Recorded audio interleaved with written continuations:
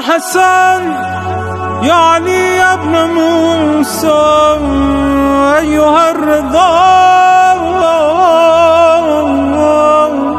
يا ابن رسول الله يا حجة الله على خلقه يا سيدنا ومولانا إنا توجهنا واستشفعنا وتوسلنا بك إلى الله وقدمناك بين يدي حاجاتنا يا وجيها عند الله